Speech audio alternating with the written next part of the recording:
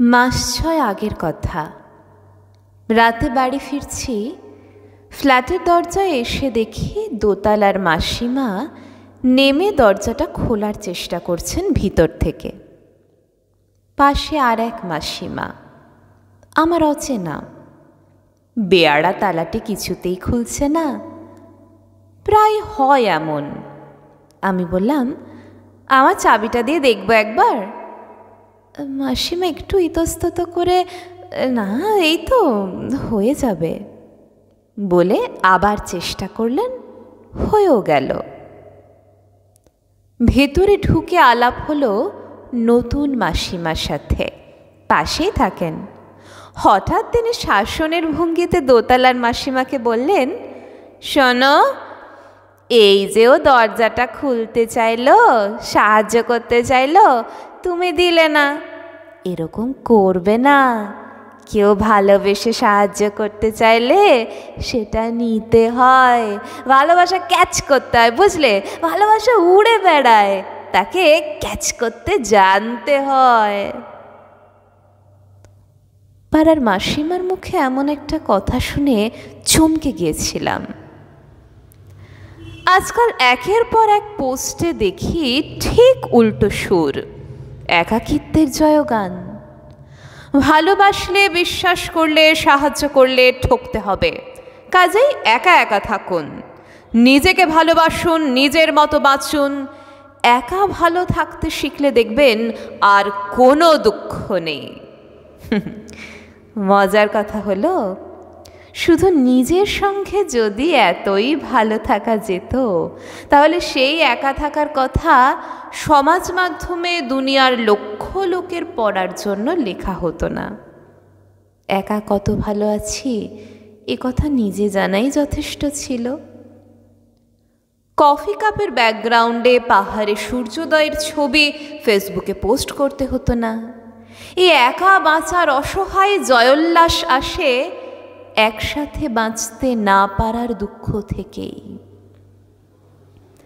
যাকে ভালোবেসেছিলাম, যাদের বন্ধু হয়েছিলাম, যাদের সাহায্য করেছিলাম, তারা কথা রাখেনি, ভুল বুঝেছে, অপমান করেছে।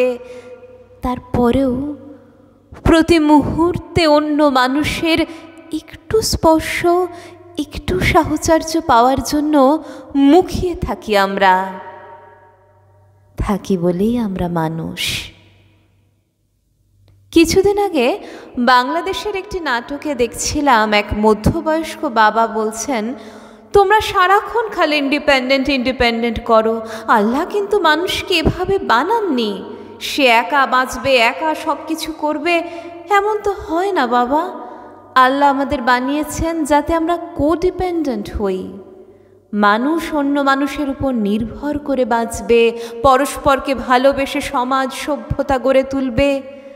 না হলে তো একটা বাচ্চা এমনি এমনি বড় হয়ে যেত, বাবা মা, দাদু ঠাকুমা কারো সাহায্য লাগতো না। বাংলাদেশের খুব সাধারণ নাটক, সিনেমা তো দেখেছি, মানবিক সম্পর্কের কথা ওরা আজও খুব সহজভাবে, গভীরভাবে বলতে পারেন। এসব যে আমরা জানি না তা নয়। সারা জীবন একাগ্র সাধনায়, পরিশ্রমে সৃষ্টির অসামান্য ফুল ফুটিয়ে গেলেন যারা, তারা সকলেই অন্য মানুষের সাথে সংযোগ তৈরির কথা বলে গেছেন অনবরত। রবীন্দ্রনাথের কথায়, প্রতিদিন মানুষ ক্ষুদ্র, দিন একাকী, কিন্তু উৎসবের দিনে মানুষ বৃহৎ। সেদিন সে সমস্ত মানুষের সঙ্গে একত্র হইয়া বৃহৎ। সেদিন সে সমস্ত মনুষ্যত্বের শক্তি অনুভব করিয়া মহৎ। একা থাকতে পারা, নিজের ভালো লাগা বা শখকে যত্ন করে বাঁচিয়ে রাখা, সাধনা করা, আর একাকিত্বের মহিমা কীর্তন করা দুটো সম্পূর্ণ আলাদা জিনিস। খুব কায়দা করে এই দুটোকে গুলিয়ে দেওয়া হয় আজকাল। আত্মনির্ভরতা আর আত্মকেন্দ্রিকতার সীমারেখা ঝাপসা হয়ে যায়। কষ্ট, আঘাত, অভিমানে বিধ্বস্ত মনের সামনে এসব একা থাকতে উজ্জীবিত করার পোস্ট বেশ ভালো লাগে। ঠিক এই সময় নিজেকে সপাটে প্রশ্ন করা উচিত, বাপু হে, এই যে তুমি কফির কাপ নিয়ে ব্যালকনির আলো আধারিতে একলা ভাবতে বসবে, পছন্দের বই পড়ে গান শুনে সময় কাটাবে, পছন্দের খাবার খাবে, এ বই কি তুমি লিখেছ? মানুষের মনের সৃষ্টিকে ছাপার অক্ষরে দুনিয়ায় এনে এমন সুন্দর পাঠযোগ্য করে তোমার হাতে তুলে দিল কে? যে কফির প্রতি চুমুকে এত পরিতৃপ্তি, সেই কফি গাছ থেকে তোমার কাপে এলো কিভাবে? যে পোশাকটি পরতে, যে জুতো পায়ে গলাতে স্বাচ্ছন্দ্য বোধ করছো, সেই পোশাক জুতো কি তোমার তৈরি? আইনস্টাইন এভাবে প্রশ্ন করতেন।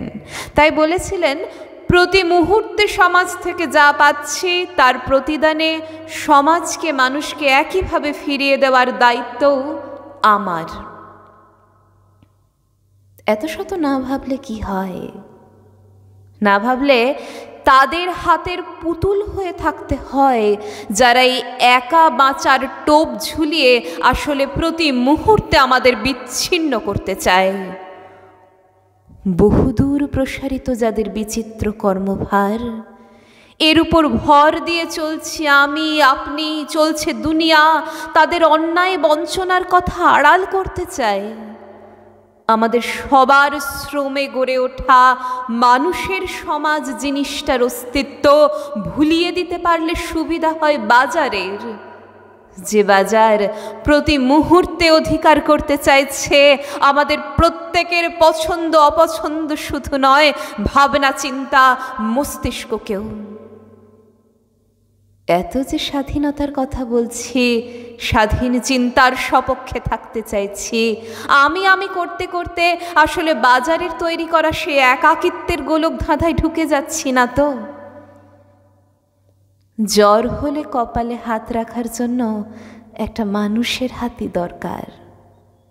হয়তো দূরে চলে গেছে প্রিয়জন, আরও সহস্র মানুষ আছে তো।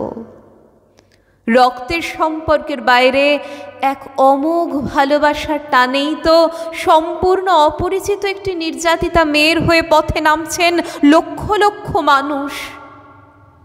মানুষের ছোঁয়া বড় দামি। এক সেকেন্ডও আসলে একা বাঁচছি না, একা বাঁচতে পারি না আমরা। তাই সে মিথ্যা চেষ্টা ছেড়ে বরং ভালোবাসতেই চেষ্টা করি। আরও কথা বলি, আরও হাত বাড়াই, হেমন্ত সন্ধ্যায় ভেসে আসা ছাতিম ফুলের গন্ধের মতো ভালোবাসার আঘ্রাণ নিই বুক ভরে।